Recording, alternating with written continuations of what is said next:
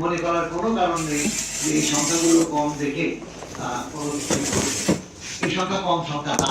কারণ এই দেশে যারা সত্যযুদ্ধের চেতনাকে ধারণ করেন, অর্থাৎ বৈষম্যহীন একটা অর্থনীতি, সমাজ, রাষ্ট্রের কথা ভাবেন এবং অসাম্প্রদায়িক চেতনার বাংলাদেশের কথা ভাবেন, তারাই সংখ্যায় গরিষ্ঠ, লঘিষ্ঠ নয়, লঘিষ্ঠ কয়েকজন।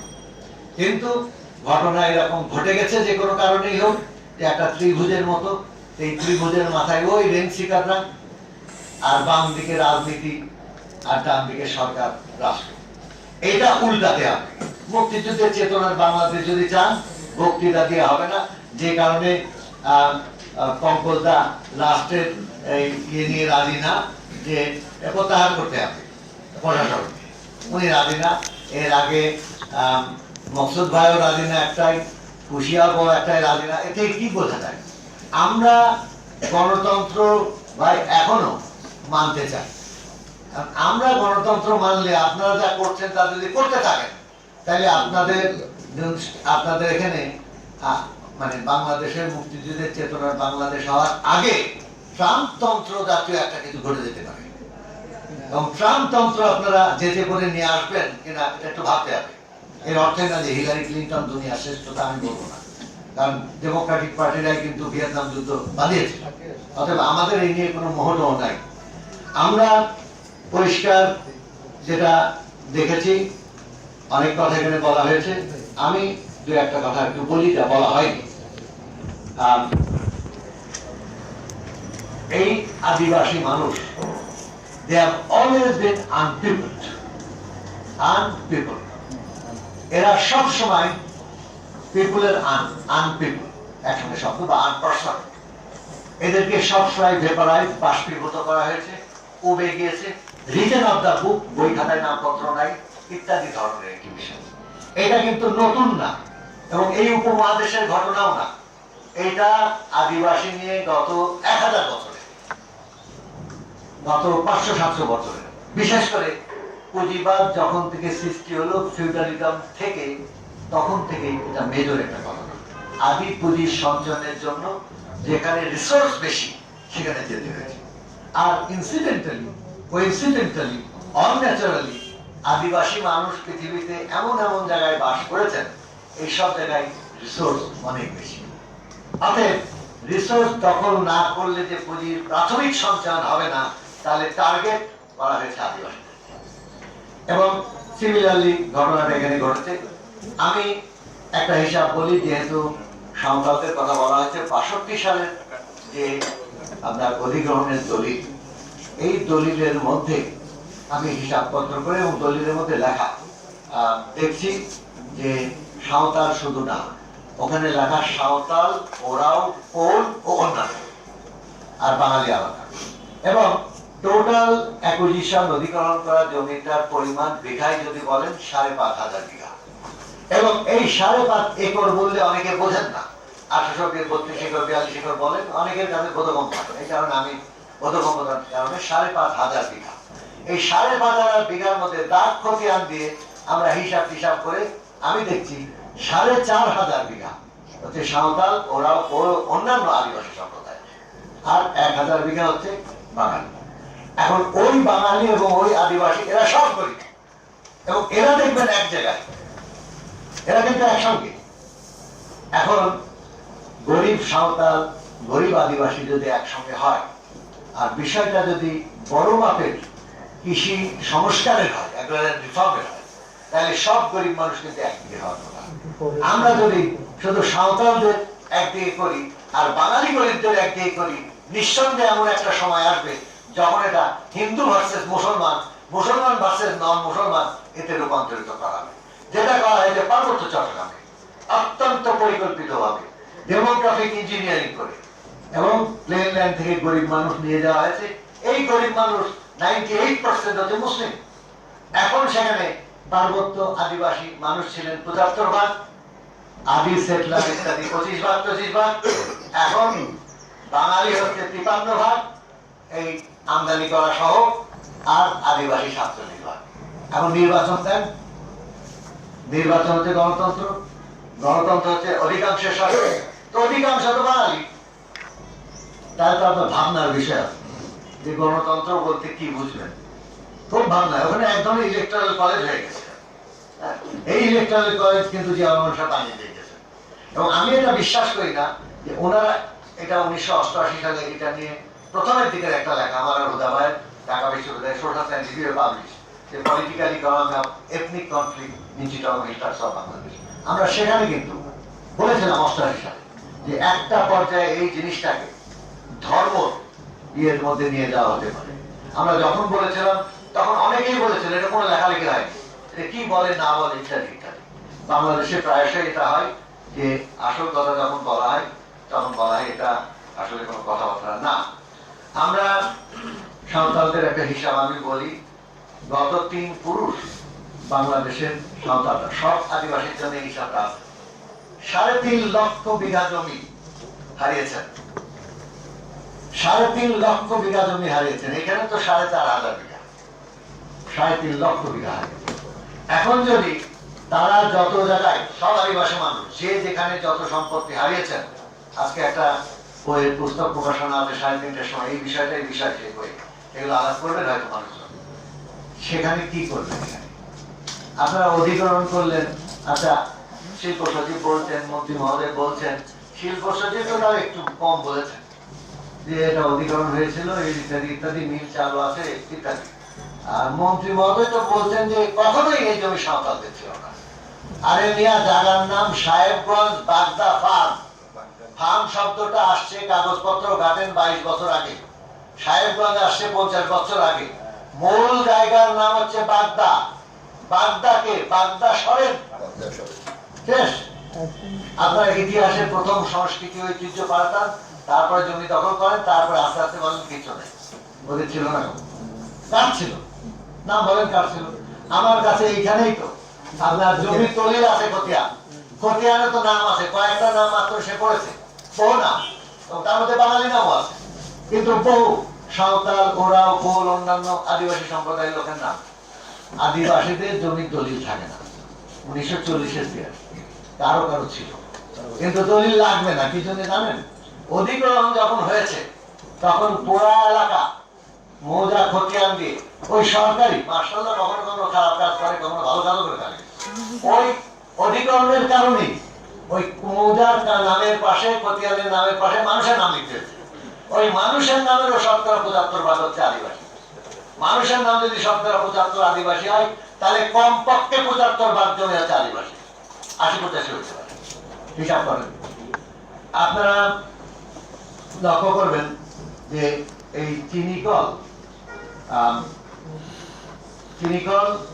62 থেকে আমরা হিসাব করেছি, লোকজনের সাথে কথা বলে 62 থেকে 68% এই টাইমে মোটামুটি 60-70 ভাগ ওই এলাকায় ইক্ষু চাষ হয়েছে। 72 থেকে 80 20% উপরে আখ চাষ হয়নি। 80 পরবর্তী 10% জমির উপরে আখ চাষ হয়নি। তারপরে যে 10% জমিতে আখ চাষ হয়েছে, এটা রংপুর সুগার মিল অর্থাৎ মহিমগঞ্জ সুগার মিল ওই এলাকায়, এই সুগার মিলের জন্য না, জয়পুরহাট সুগার মিলের জন্য। আপনি বলছেন মিল খোলা আছে, অমুক আছে তমুক আছে, জেলা প্রশাসন বলছে পরিত্যক্ত অব্যবহৃত। ওখানে পরিষ্কার লেখা 5 নম্বর মেমোরান্ডাম আর্টিকেলে যে এটা আখ চাষ এবং চিনি কলের কাজ ব্যতি রেখে আখ চাষ মূলত অন্য কোন পারপাসে গেলে অধিগ্রহণ উইল সিজ। এই অধিগ্রহণের যে লক্ষ্যটা বাস্তব বলে বিবেচিত হবে না, অতএব অধিগ্রহণ থাকবে না। কি চালা এই রেন্সিকাররা স্থানীয় থেকে উপর পর্যন্ত তারা করছেন কি, গত বছর 15 সালে তারা এখানে স্পেশাল ইকোনমিক জোন বানানোর একটা প্রস্তাব নিয়ে আসছেন। মানে কোনোভাবে আদিবাসীর কাছে যেন জমি সম্পত্তি দেওয়ার প্রশ্ন না ওঠে। এবং স্পেশাল ইকোনমিক জোনের অথরিটির অফিস কিন্তু প্রধানমন্ত্রীর কার্যালয়। এই প্রধানমন্ত্রীর কার্যালয়ে তারা এটা নিয়ে আসেন এবং মানে হলো যে এই প্রসেসটা কি করে ডিলে করে নতুন কায়দা কানুন করা যায়, যখন কোনোদিনও আর এই জমির কথা যেন না বলে। বাপের জন্মের না, বাপ দাদার জন্ম তো গেছে গা, এখন বাপ দাদা যারা আছে এদের জন্ম যেন না বলে। এখন এইটা করতে গিয়ে আমি স্পেশাল ইকোনমিক জোনের সব কন্ডিশনসের কাগজ দিলাম। কাগজে দেখলাম যে 7টা শর্ত পূরণ করতে হয়। ঠিক আছে, প্রধান 3টে শর্ত হচ্ছে, 1, কোন 3 ফসলি জমির উপর স্পেশাল ইকোনমিক জোন হতে পারবে না। ওখানে 100% জমি হচ্ছে 3 ফসলি, নিজের চোখে আমরা দেখেছি। সেকেন্ড, খুব 10 কিলোমিটারের মধ্যেই ন্যাশনাল হাইওয়ে থাকতে হবে, ওখানে 40 কিলোমিটারের মধ্যে ন্যাশনাল হাইওয়ে নাই। থার্ড শর্ত, যে কাছে নাব্যতা সহ নদীপথ থাকতে হবে, কোন নাব্যতা সহ নদীপথ ওখানে নাই। স্পেশাল ইকোনমিক জোনের জন্য যে জেলা প্রশাসক থেকে শুরু করে ফরওয়ার্ড করে পাঠাইতেই তো পারেন না। মিনিমাম 7 শর্ত পূরণ হলে আপনি সেইগুলো বলে পাঠাতে পারেন। ওনারা পাঠালেন, ওনারা গ্রহণ করলেন, বর্জন কিন্তু এখনো করেননি।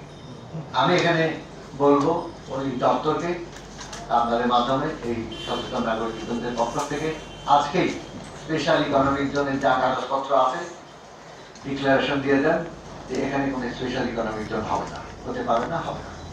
আমাদের তাদের মধ্যে থাকা উচিত ছিল।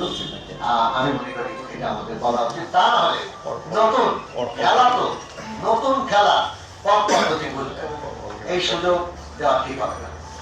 আমরা ওখানে দেখলাম যে লিজ জমি 82, 83, 84, 85 সাল থেকে এক ধরনের লিজের কথাবার্তা। লিজের শর্ত তো এইরকম যে আপনি যার কাছে অধিগ্রহণ করছেন, লিজ দিতে গেলে প্রথমে তাদেরকে একটু জিজ্ঞেস করবে, কিছুই করা প্রায়োরিটি পাবে, অগ্রাধিকার ব্যাপার কিচ্ছু না। লিজ পেয়েছেন কারা, নাম ধাম থেকে আমরা দেখছি ওই আবুল কালাম, বুলবুল, অমুক তমুক আর আগের বিষয়, তাদের লোকজন, তারা এরা এই দুর্বৃত্তায়িত যে অর্থনীতি, রাজনীতি, রাষ্ট্র, সমাজ প্রতারক এবং নতুন যে ঋণ শিকার, তাদের সব সহযোগী। এটা একটা সিস্টেম, এবং এই সিস্টেমের বিরুদ্ধে তথাকথিত এই গণতান্ত্রিক আন্দোলন করে কিছু হবে না। এটা 78 বছর বয়সী তরুণ পঙ্গলদা খুব ভালো বুঝেছেন। ওই দিন বক্তৃতায় শ্রেণী সংগ্রাম কথাটা বলে এসেছেন। এখন পঙ্গলদা আপনার মুক্তির অন্য কোনো কথাবার্তা আমরা গ্রহণ করবো। আপনি রেস্ট অফ ইউর লাইফ থাকেন, কারণ এটা ব্রত, এটা হতে হবে। আপনি মুক্তিযুদ্ধের মানুষ, আমি মুক্তিযুদ্ধ, হুদা ভাই মুক্তিযুদ্ধ করেছেন, হুদা ভাই বাড়ি বরিশাল কিন্তু আসলে কুষ্টিয়া, মানে হুদা ভাই রাজনীতিটা সারা জীবন কুষ্টিয়ায় করেছেন। আমরা কিন্তু হুদা ভাইয়ের শিষ্য, কিন্তু ছাত্র অবস্থায়, এখন শিষ্য কখনো উস্তাদ হয়ে যায়। তো আমি উস্তাদ না, এখন আমি আমার বক্তব্য শেষ করি। লিজ দিয়ে দিলেন, টোটাল যে টাইমটা লিজ দিয়েছেন, মানুষ ভাই আছেন আইনের লোকজন, আমি হিসাব করেছি, আপনিও আমরা এই লিজের যে টোটাল প্রোডাক্ট লাভ, লাভের একটা হিসাব করেছি। লিজের টোটাল লাভের হিসাবটা আসে কত জানেন? 2200 কোটি টাকা। কম্পেনসেশনের প্রসঙ্গ যেটা এসেছে, অন্য কোনো কিছু হলে কম্পেনসেট করতে হবে, এই 2200 কোটি টাকাও কিন্তু ওই 75 ভাগ আপনার সাঁওতাল, ওরাও, কোল, অন্যান্য আদিবাসী, আর 25 ভাগ গরিব বাঙালি, এদের পাওনা। এটা পরে আপনারা শুনে রাখলেন, হিসাবপত্র করেন। আমার হিসাব তো ভুল হইতে পারে, কারণ আমি যখন এই ধরনের হিসাব দিই, প্রথমেই আমারই সহকর্মীরা বলে হিসাব ঠিক নাই, 10 বছর পরে বলে হিসাব মনে হয় কম বলছে। আমরা যখন প্রথম 2001 সালে খাসল্যান্ডের হিসাব দিই বাংলাদেশে, তখন আমাদেরকে ওই মন্ত্রী যারা ছিল বলে বানানো হিসাব ইত্যাদি। তার কিছু পরেই, 2-1 বছর পরেই parliament standing committee on land তারা বলেছে আবুল বকরদের হিসাব একটু কম। আমরা যখন 1998 সালে 96 সালে প্রথম ভেস্টেড প্রপার্টিতে কত মানুষ ক্ষতিগ্রস্ত হয়েছে, কত জমি, হিসাবপত্র দিলাম, বলে ঠিক নাই, এত না। 2000 সালে যখন দ্বিতীয় বই লিখলাম, কারণ রাগ হয়তো, জেদ হয়, এত কষ্ট করলাম, বলে এটা ঠিক নাই, আবার লিখলাম, বলে না মনে হয় ঠিক নাই। তারপরে যখন 2008 সালে শেষের বইটা এবং বিদেশ থেকে পাবলিক হলো, তখন একটু টনক হলো, তখন সবাই হিসাব বলা শুরু করলো। এখন আমি দেখি আমি যা লিখেছি আমার মনে একটু কমই লিখেছি, আমি একটু কনজারভেটিভ হওয়ার চেষ্টা করেছি, কিন্তু এমনি তো বলবে দালাল। যাই হোক, আমি বক্তব্য শেষ করব এই কথা বলে যে দেখেন ওই এলাকায় আপনার সাঁওতালরা সাপ্তাহিক একটা সংগ্রহ করে, সঞ্চয় সঞ্চয় ওনাদের সঞ্চয় ছিল 5.5 লক্ষ টাকা। ওইখানে ইউনিয়ন পরিষদ চেয়ারম্যান শাকিল আহমদ বুলবুল আর এমপি সাহেবরা জড়িত মনে হয়, 5.5 লক্ষ টাকা এনাদের কাছে নিয়ে নেয় একটা পর্যায়ে। আমি এদের জিজ্ঞেস করি তোমরা দিলা কেন? তো সাঁওতালরা তাদের ভাষায় বলেছে যে ওনারা বলেছে কাগজ ভালো করা লাগবে, কাগজ ভালো করতে হবে। কোন কাগজ? মালিকানার কাগজ।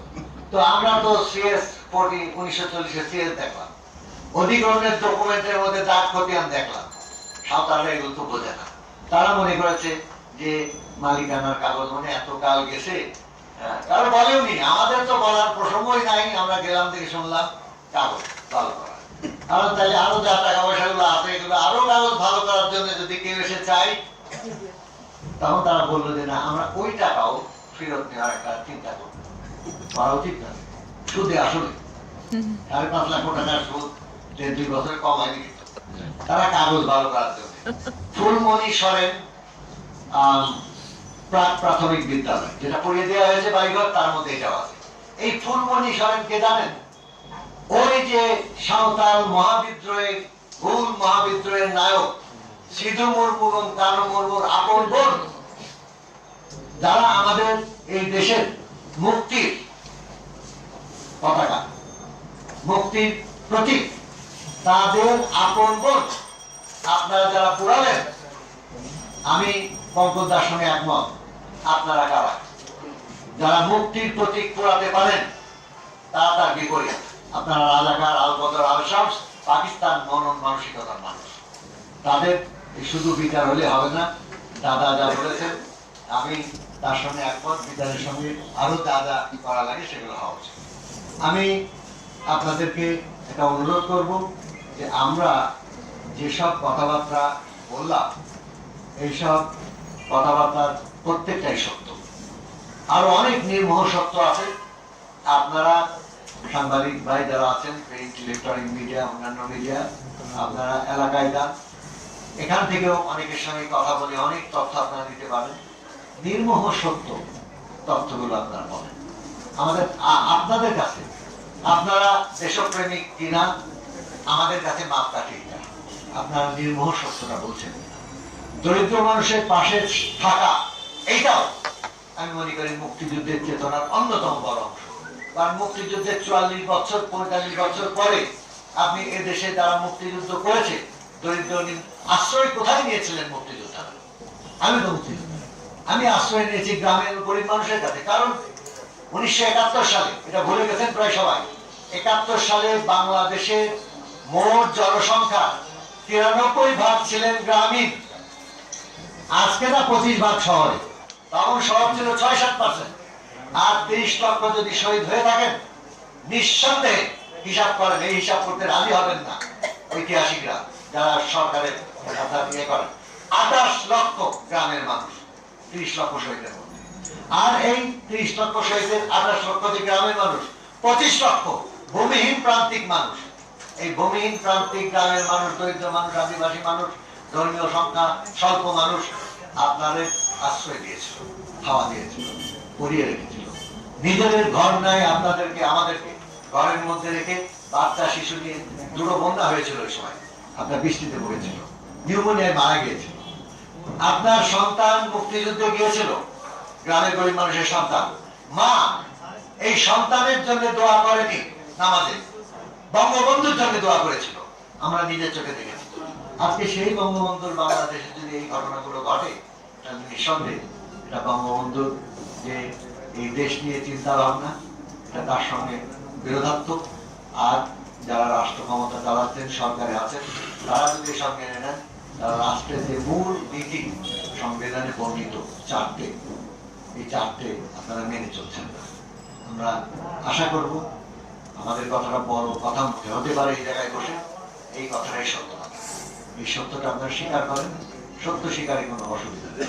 যদি স্বীকার না করেন, তাহলে আমরা ধরে নেব যে রাষ্ট্র যে চিরস্থায়ীভাবে প্রতারণা করেন, আপনারা সেই রাষ্ট্র ব্যবস্থার মধ্যেই সরকার পরিচালনা করছেন। যদি তাই হয় তাহলে আপনাদের সঙ্গে খুব সৌহার্দ্য রাখা এটা সম্ভব হবে না। আপনারা সবাই ভালো থাকেন, সুস্থ থাকেন, ধন্যবাদ, এবং নিরাপদে থাকেন। যে খবর আছে এখন যে আবার মনে হয় মানে ওই ভূমিকে কেন্দ্র করে জজ নিয়ে নাটক শুরু হয়েছে। একটা ইয়ে হচ্ছিল না, কি যেন একটা মামলা হয়েছিল না, ওখানে একজন আদিবাসীকে স্বপন মুরুকে দিয়ে মামলা করানো হয়েছে এবং মূল যারা ক্ষতিগ্রস্ত, যারা ওই মাদারপুর জয়পুর গ্রামের মানুষ, তারা কিন্তু জানে না। এবং যিনি মামলা করেছেন তিনি ওই ফার্ম থেকে 3-4 কিলোমিটারে তার বাড়ি, 3-4 কিলোমিটারের বাড়ি, এবং গণহারে এখন গ্রেফতার করার জন্য ওখানে একটা সাম্প্রদায়িক বা একটা কিছু এটা ঘটানোর চেষ্টা করতেছে। এটা একটু তবে মূল মালিক যারা মামলা করবে আগামীকাল বা পরশু দিনের মধ্যে এটা একটু খেয়াল রাখতে হবে সবাইকে, কারণ তাদের সঙ্গে কোনো আলোচনা না করেই তারা মামলাটা করেছে। আর একটা হচ্ছে যে 135 একর জমিতে তাদের ধান আছে, পেকে গেছে, কাটবে। আর 90 একর জমিতে তাদের ছিল পাট বীজ ছিল, যেটা বিএডিসি থেকে তারা বীজ নিয়ে চাষ করেছিল, সেটি তারা নষ্ট করেছে। এবং ধান আছে যে পাট বীজ, সেটি নষ্ট করেছে ওই সন্ত্রাসীরা। আর 350 একর জমিতে তাদের কালাইয়ের চাষ ছিল, সেটি তারা সম্পূর্ণ নষ্ট করে দিয়েছে। এইটুকুই আপনাদের যদি কোনো বক্তব্য থাকে, প্রশ্ন থাকে, আপনারা বলতে পারেন।